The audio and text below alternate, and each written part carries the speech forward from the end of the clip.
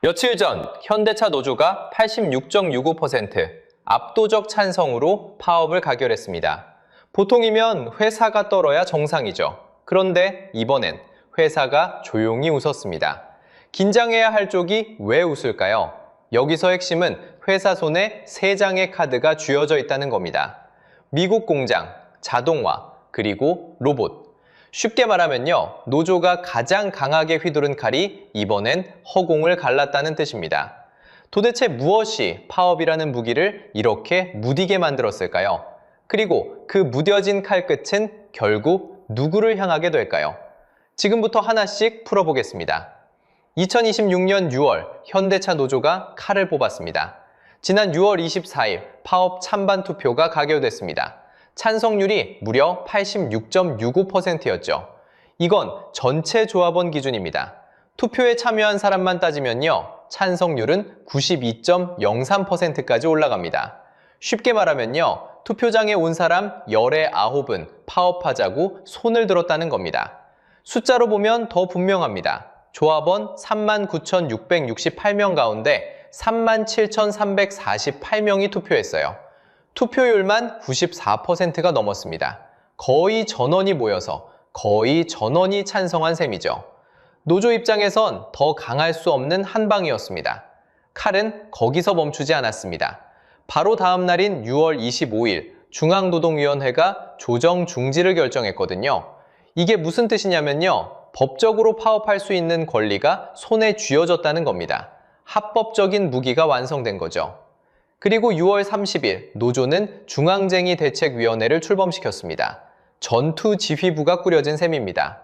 자, 여기까지만 보면 회사는 바짝 긴장해야 정상입니다. 칼은 뽑혔고 칼날은 합법이고 지휘부까지 섰으니까요. 그런데 회사 반응이 이상했습니다. 떨기는커녕 이상하리만큼 담담했거든요. 도대체 왜일까요? 그 답을 찾기 전에 노조가 회사에 내민 요구안부터 한 줄씩 읽어보겠습니다. 마치 회사 앞으로 날아든 한 장의 청구서 같습니다. 첫 줄부터 무겁습니다. 전년도 순이익의 30%를 성과급으로 달라. 2025년 순이익이 10조 3,648억 원이었으니까 그 30%면 약 3조 1천억 원입니다. 둘째 줄, 시급제를 없애고 완전 월급제로 바꿔달라. 셋째 줄, 기본급을 월 14만 9,600원 올려달라. 여기서 끝이 아닙니다. 상여금 800%, 그리고 정년을 국민연금 받는 나이에 맞춰 최장 65세까지 늘려달라는 요구도 있죠. 게다가 주 4.5일제, 또 AI와 로봇을 들이더라도 일자리는 단 한 자리도 못 줄인다는 고용보장까지 붙었습니다. 여러분, 이 청구서를 받아든 회사 입장이 되어보세요. 가장 윗줄 하나만 다시 볼까요? 성과급으로만 약 3조 원, 단순 계산해도 3조입니다. 직원 한 명당 수천만 원이 통장에 꽂히는 규모죠. 그런데 바로 여기서 반대편 숫자를 겹쳐봐야 합니다. 회사가 실제로 벌어들이는 돈 말입니다. 2025년 영업이익은 11조 4,679억 원이었습니다. 많아 보이죠? 그런데 전년보다 19.5%나 줄어든 수치입니다. 올해는 더 가파릅니다. 2026년 1분기 영업이익이 2조 5,147억 원인데요. 1년 전보다 무려 30.8%가 빠졌습니다. 쉽게 말하면요, 버는 돈은 두 자릿수로 쪼그라드는데 나눠달라는 돈은 3조 원입니다. 들어오는 물은 줄고 퍼내라는 양동이는 커진 거죠. 상식적으로 생각하면 이 정도 요구에 회사가 안 떨 수가 있나요? 그런데 회사는 안 떨었습니다. 오히려 어딘가 여유로워 보이기까지 했죠. 그런데 회사는 이미 3장의 보험을 들어놨습니다. 첫 번째 보험은 바다 건너에 있습니다. 바로 미국 조지아에 있는 메타플랜트 HMG AMA입니다. 현대차가 미국 남부에 새로 세운 전기차 공장이죠. 그런데 이 공장에서 벌어진 일이 정말 묘합니다. 가동을 시작한 지 이제 겨우 20달쯤 됐습니다. 그 짧은 시간에 로봇 1000대가 라인에 들어왔어요. 1000대요. 자, 여기서 핵심입니다. 보통 로봇 1000대가 들어왔다고 하면 무슨 생각이 드시나요? 사람 자리가 그만큼 사라졌겠구나, 이렇게 생각하시는 게 상식이죠. 그런데 그게 아니었습니다. 같은 공장 안에서 사람 1,700명이 그 로봇들과 나란히 일하고 있습니다. 로봇이 절단하고 도장하고 무거운 걸 나르면 사람이 정교한 마무리를 맡는 시기예요. 회사는 이걸 인간 중심 자동화라고 부릅니다. 로봇이 사람을 밀어내는 게 아니라 사람 옆에서 사람을 돕는 구조라는 거죠. 쉽게 말하면요, 힘쓰는 일은 기계가, 손맛이 필요한 일은 사람이 맡는 한 팀입니다. 여기까지도 놀라운데 진짜 반전은 그 다음입니다. 이 공장이 24시간 돌아가게 되면서 일손이 더 필요해졌어요. 그래서 회사가 어떻게 했을까요? 직원 1,000명을 새로 더 뽑았습니다. 로봇을 1,000대 넣고도 사람을 1,000명 더 채용한 겁니다. 줄어든 인력은 단 1명도 없었어요. 거기에 배터리 공장과 협력사까지 합친 캠퍼스 전체로 보면 채용 목표가 8,500명입니다. 웬만한 중소도시 직장인이 통째로 들어올 규모예요. 자, 이제 두 장면을 나란히 놓아보겠습니다. 한국에서는 노조가 뭐라고 했죠? 로봇 한 대도 노사 합의 없이는 못 들인다. 이걸 지키겠다고 파업의 칼을 뽑았습니다. 그런데 바다 건너 미국에서는 같은 회사가 로봇을 1,000대 들이면서 사람을 1,000명 더 뽑았어요. 같은 입구로 들어갔는데 결말이 정반대인 겁니다. 한쪽은 로봇을 막아 세우려 멈춰 섰고 다른 한쪽은 로봇과 사람이 같이 일을 키웠습니다. 여러분이 회사 경영진이라면 어느 쪽 공장을 보며 마음이 놓이시겠어요? 그런데 여기서 한 가지는 솔직하게 짚고 가겠습니다. 두 공장은 출발선부터 다릅니다. 미국 공장은 처음부터 로봇과 사람이 함께하는 걸 전제로 설계됐고 임금 체계도 한국과 같지 않아요. 한국 공장은 오래된 시급제 위에서 일한 시간만큼 돈을 받는 구조이고 노동 유연성도 미국보다 훨씬 빡빡합니다. 미국은 인력을 비교적 자유롭게 조정할 수 있지만 한국은 한번 정해진 틀을 바꾸기가 어렵죠. 그러니 미국이 했으니 한국도 당장 똑같이 하라는 건 공정한 말이 아닙니다. 출발선이 다르면 결과가 다른 게 당연하니까요. 다만 우리가 봐야 할 건 같은 회사 안에서 로봇과 사람이 함께 갈 수 있다는 그림 자체는 이미 증명됐다는 사실입니다. 그래서 더 허탈해집니다. 다른 회사도 아니고 바로 우리 회사가 그게 된다는 걸 미국에서 직접 보여줬으니까요. 왜 우리만 멈춰서 있는 걸까? 이런 답답함이 스멀스멀 올라오시죠. 그렇다면 한국 공장은 왜 다를까요? 두 번째 보험은 숫자로 이미 답이 정해져 있었습니다. 자, 그 답을 찾으려면 회사 책상 위 계산기를 들여다봐야 합니다. 두 번째 보험은 바로 이 계산기 안에 있거든요. 숫자로 보면요, 답은 처음부터 정해져 있었습니다. 생산직 한 분을 1년 동안 쓰는데 회사가 얼마를 쓸까요? 기본급만 생각하면 안 됩니다. 상여금, 야간수당, 성과급, 거기에 4대 보험과 각종 복리후생까지 다 더해야 하거든요. 그렇게 다 합치면 한 사람당 1년에 약 1억 3천만 원입니다. 쉽게 말하면요, 직원 한 분이 자리에 앉아 계시는 것만으로 매년 중형차 한 대값 넘는 돈이 나가는 셈입니다. 그런데 같은 일을 하는 로봇 한 대는 어떨까요? 전기료, 부품 교체, 정기 점검까지 다 포함한 1년 유지비가 약 1,400만 원입니다. 자, 여기서 핵심입니다. 사람 한 명 인건비로 로봇을 몇 대 굴릴 수 있을까요? 1억 3천만 원 나누기 1,400만 원, 무려 9에서 10대입니다. 사람 한 명 값으로 로봇 9대. 다시 말씀드릴게요. 직원 한 분 모실 돈이면 로봇은 10대 가까이 세울 수 있는 겁니다. 게다가 로봇은 야간 수당을 달라고 하지 않습니다. 성과급도, 명절 상여도 요구하지 않거든요. 무엇보다 파업을 하지 않습니다. 회사 입장에서 이건 단순한 절약이 아니에요. 한번 사두면 값이 정해진 비용, 경제학에서 말하는 고정비로 바뀌는 겁니다. 쉽게 말하면요, 사람은 일이 늘면 수당이 붙고 파업하면 협상해야 하는 변동비지만 로봇은 들이는 순간 셈이 끝나는 고정비라는 뜻이죠. 비싼 기계값도 해마다 조금씩 나눠 떠낸 감가상각으로 처리됩니다. 사람 한 명 값으로 로봇 9대, 이 계산기 앞에서 회사는 떨 이유가 없었던 겁니다. 여기까지가 두 번째 보험이고요. 그런데 회사는 세 번째 보험까지 드러났습니다. 바로 로봇 회사를 통째로 사버린 겁니다.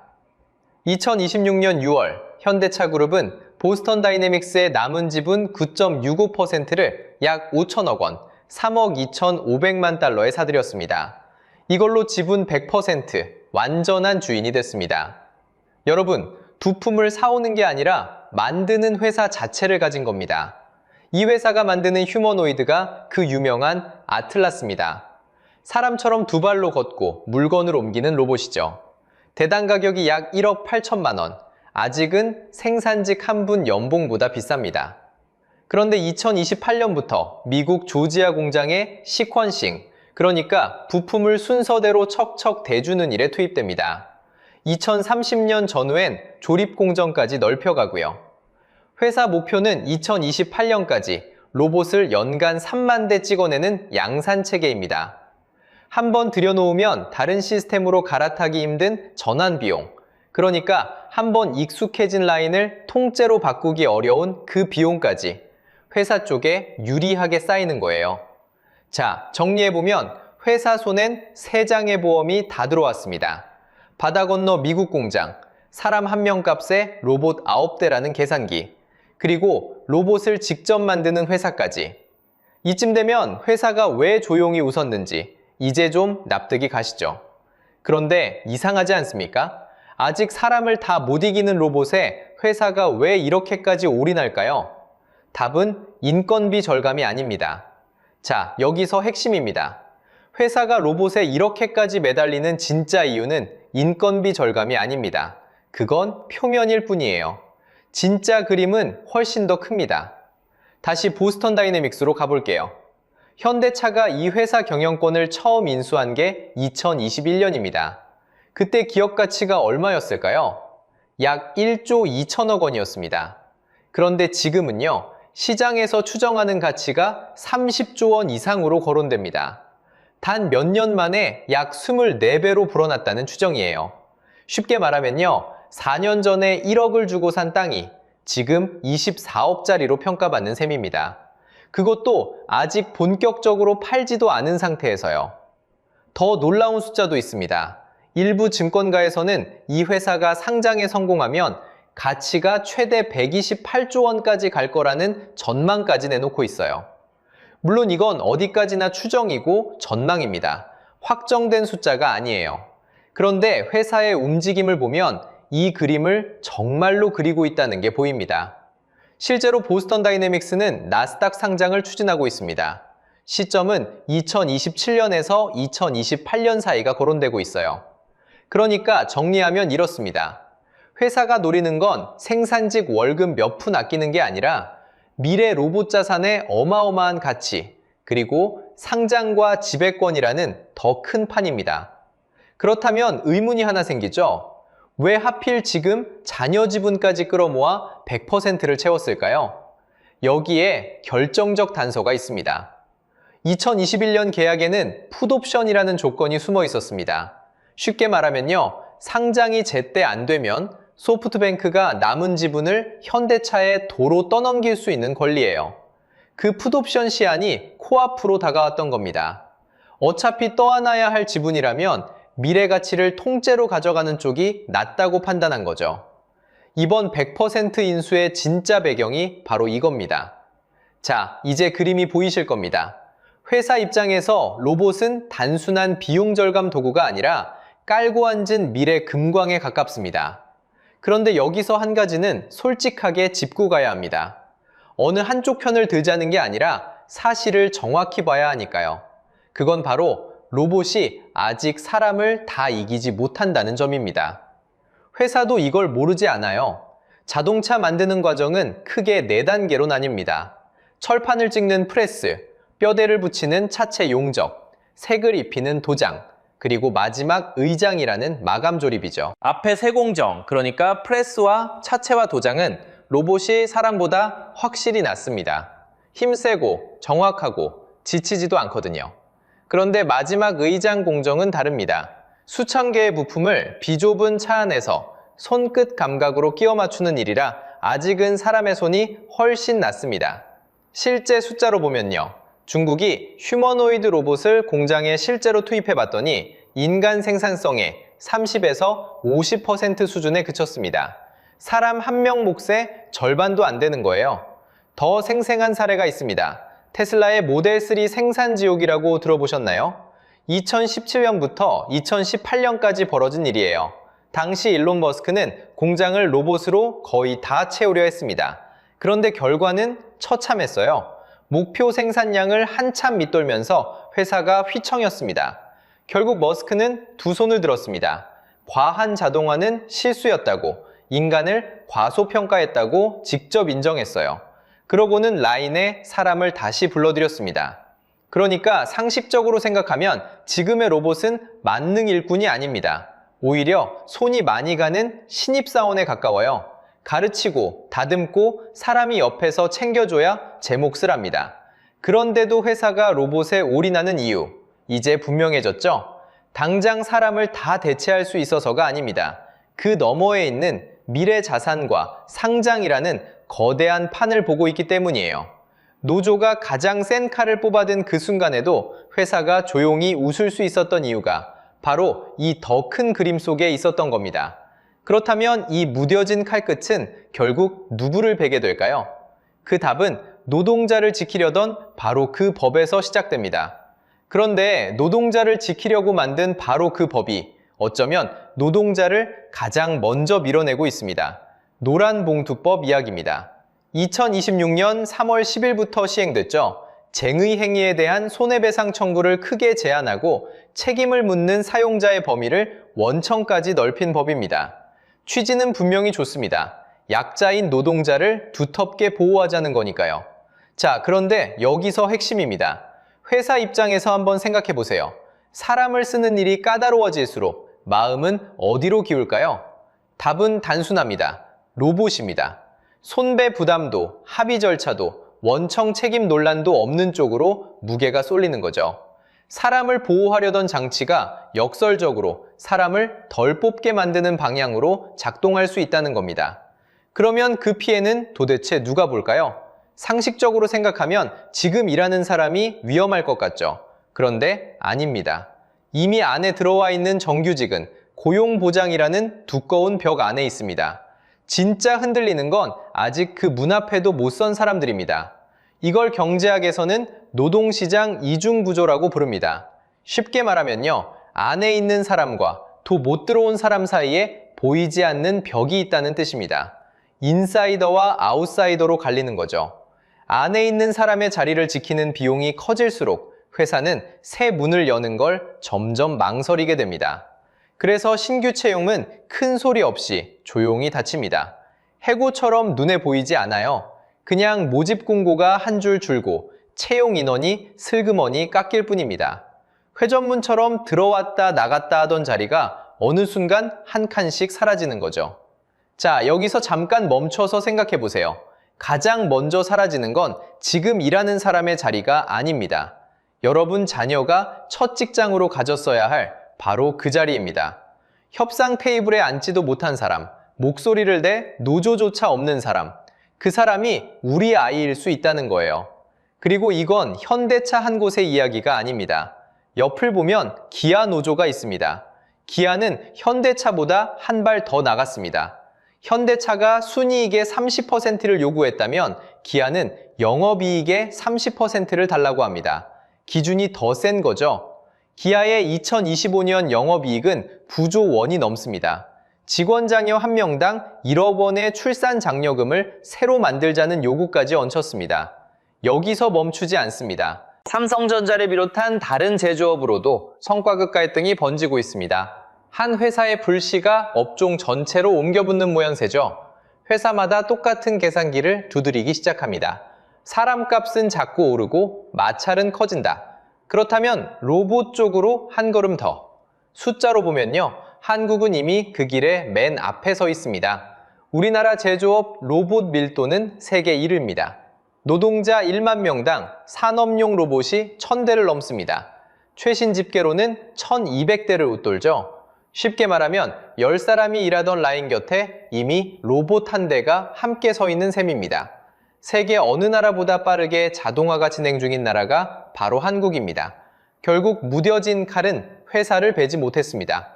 대신 그 칼끝은 아직 입사조차 못한 우리 아이들의 첫 자리를 향하고 있습니다. 가장 강한 무기를 휘둘렀는데 정작 가장 약한 사람이 베이는 시대. 우리가 진짜 마주한 풍경은 바로 이겁니다. 자, 여기서 핵심입니다. 노조가 쥔 가장 강한 무기, 파업이 이번엔 허공을 갈랐습니다. 바다 건너 미국 공장이 버티고 사람 한 명 값으로 로봇 9대가 돌아갑니다. 그 무뎌진 칼끝은 회사가 아니었어요. 결국 아직 입사도 못한 청년, 여러분 자녀의 첫 직장을 향했습니다. 그리고 자동화는 멈추지 않습니다. 로봇은 더 싸지고 사람 자리는 조용히 줄어들 거예요. 그렇다면 우리는 무엇을 봐야 할까요? 첫째, 밀려나는 사람을 위한 재교육과 전환 배치입니다. 둘째, 신기술을 들일 때 고용을 함께 논의하는 사회적 합의가 필요합니다. 셋째, 청년 신규 채용만큼은 따로 지켜야 합니다. 여러분은 파업이 답이라고 보십니까? 아니면 다른 길이 있을까요? 댓글로 들려주세요. 그리고 이 이야기는 현대차에서 끝나지 않습니다. 다음 영상에서는 기아와 삼성으로 번지는 성과급 도미노를 파헤쳐 보겠습니다. 오늘 영상이 유익하고 재밌으셨다면 구독과 좋아요 부탁드리겠습니다. 영상 제작에 큰 힘이 됩니다. 다음 영상에서 뵙겠습니다.